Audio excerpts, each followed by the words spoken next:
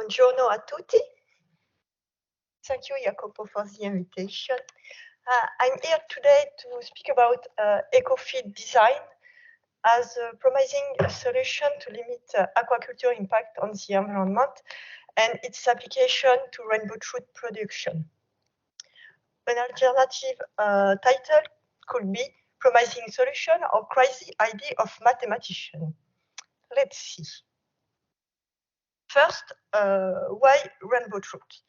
With 156,000 tons of fish produced, rainbow trout is the leading freshwater farm species in Europe. It's produced mainly for portion-sized fish, around 200 to 300 grams, and almost all rainbow trout produced on the EU market come from aquaculture. So, as underlined by Peter earlier, the expansion of aquaculture is not free of environmental impact, and these impacts are mainly due to feed production, energy consumption, and emission in water due to the activity of the fish. If we focus on feed production, we can observe that 65 to 95% of the environmental impact are related to feed production, and it represents 60 to 75% of production cost. So if we want to reduce the environmental impact related to feed production, we have several dietary levers. First, we can adapt the dietary strategies to adapt to the animal need with some precision feeding, with higher digestibility, or we can focus directly on feed production and produce feed with lower environmental impact. And it's what I want to speak about today is how to design an eco-feed for rainbow trout and test its digestibility and its consequences on animal performances and its environmental impacts. So, formulate is to combine a feed ingredient into a feed by using a linear programming to meet user-defined animal requirement with an objective to optimize. Classically, we are using least cost formulation with the objective to optimize is the cost or the price of the feed. And here, what we want to do is to integrate environmental impact in the formulation problem and find a balance between the cost and the environmental impact of the feed. What we did to design an eco-feed. First, we have a matrix with a list of feed ingredients used for rainbow trout production. To this matrix, we add a matrix with nutrient contents. These nutrient contents come from feed table, INRAE feed table or IFEFD feed tables. We add also a matrix with nutritional and inclusion constraints. The nutritional constraints are adapted to species or technological because sometimes we can add too many oil in the feed, for example, or if we want to produce some fish with a label, we can add this constraint in the matrix. Of course, we have a matrix with the price for each raw material, and this is what we did to formulate classically.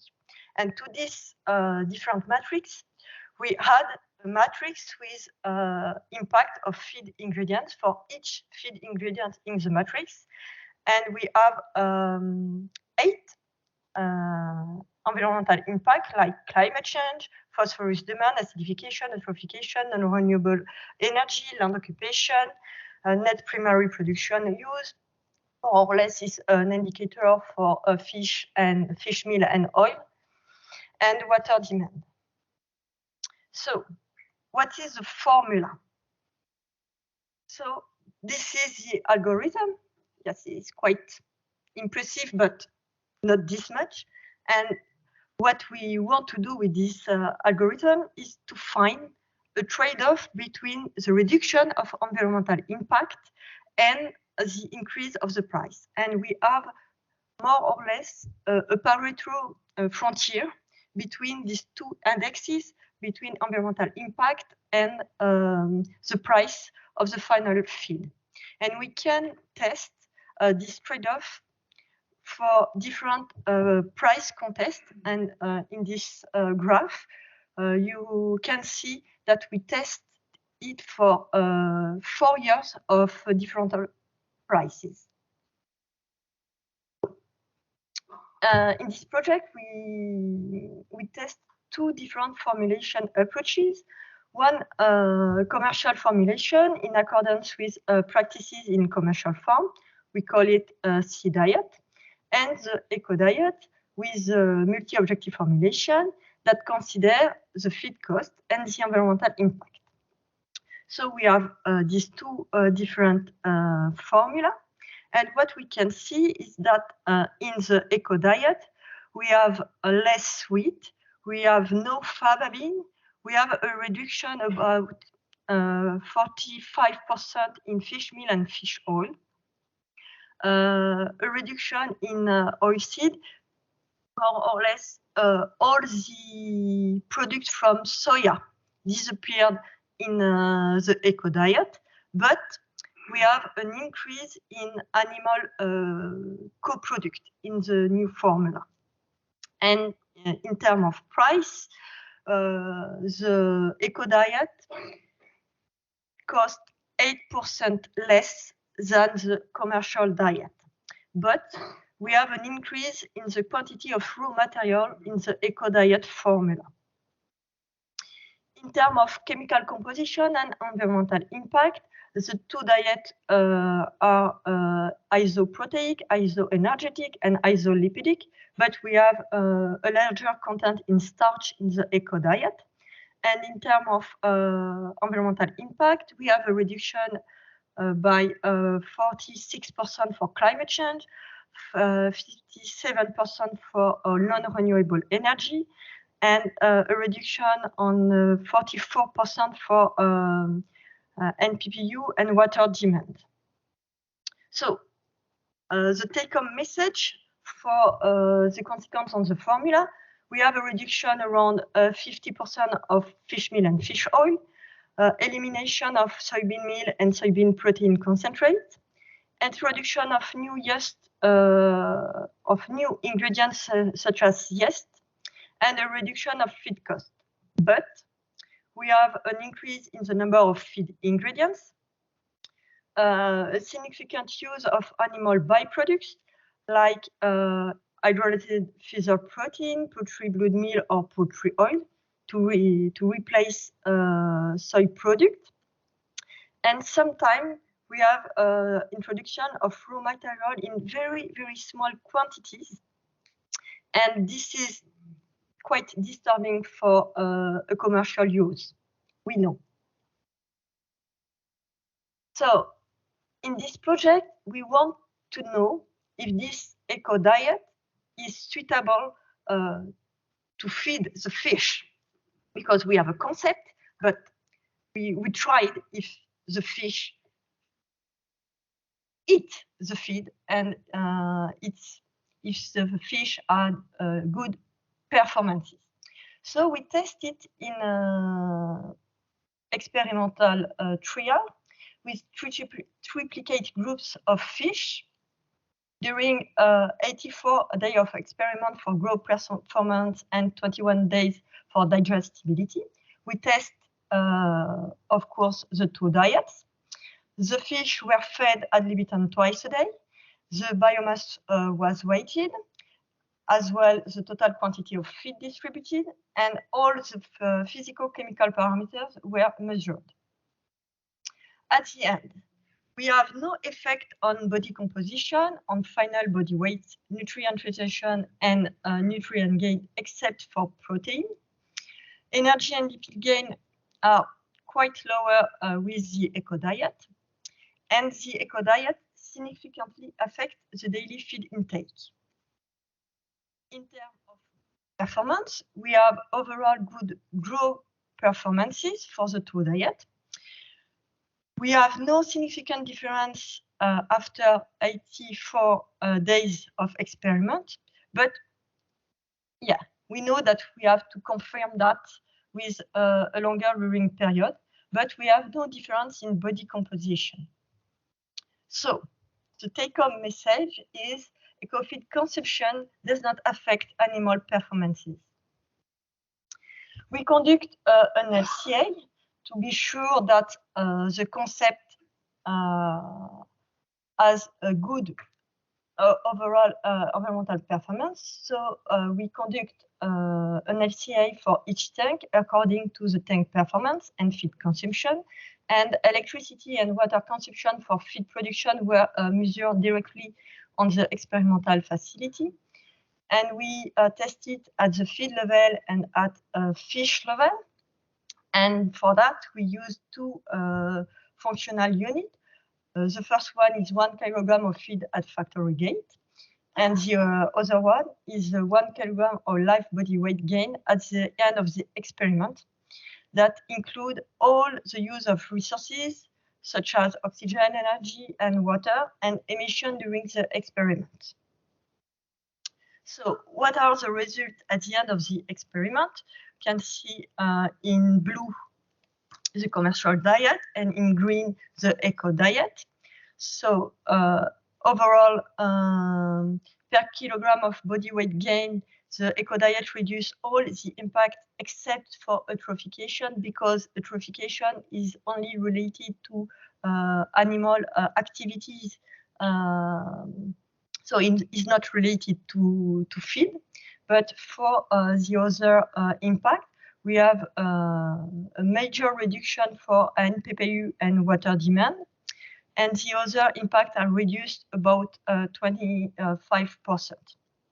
So the reduction at farm level is smaller than that we observe at the feed level, but it's normal because at the farm level we include other inputs, so that reduce a bit the impact on the environment. So the take-home message, it works. To sum up, by formulating with environmental impact, it is possible to reduce the environmental impact of trout feed. Eco-diet use more raw material than a commercial diet. And to compensate the substitution of fish meal and fish oil, we use more animal co-product in the eco-diet. And despite a small tendency to reduce growth, eco-diet reduced significantly environmental impact expressed per kilogram of body weight gain. And we want to know now if this multi-objective formulation can be validated for a longer rearing times and on other fish species. It works for trout, but we want to know if it's okay for other species. Thank you for your attention, and if you want it, you can read our article in aquaculture with more details if you are interested. Thank you.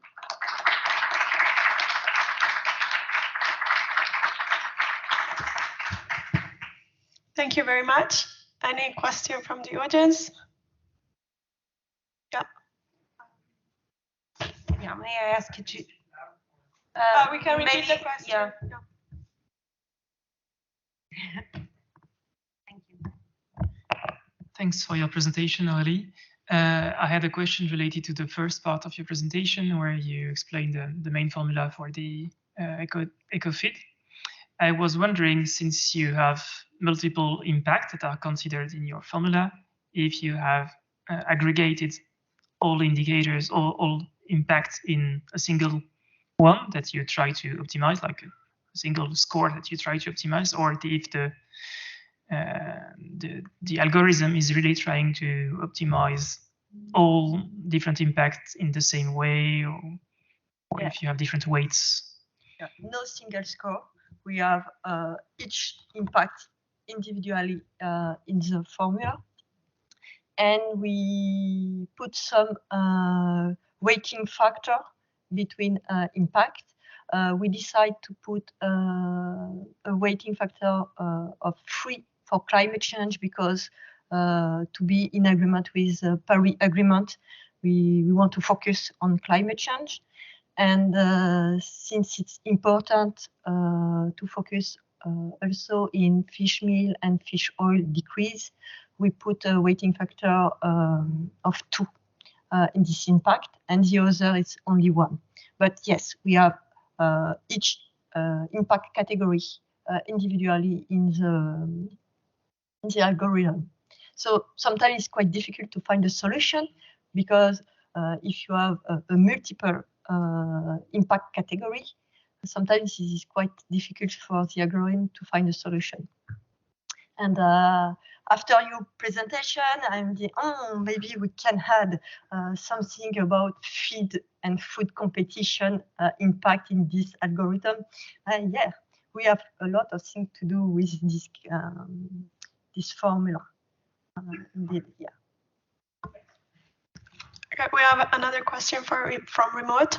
How come eutrophication is not related to feed composition? It's not related to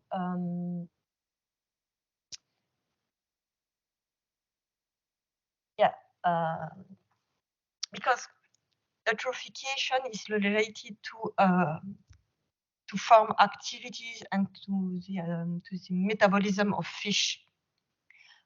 Since we have isolipidic, isoenergetic, isoprotein feeds, is not related to the formula of the feed because we know that digestibility is quite similar because between the 2 feed. So it's mainly related to the activity of fish in the farm. Okay, thank you very much again.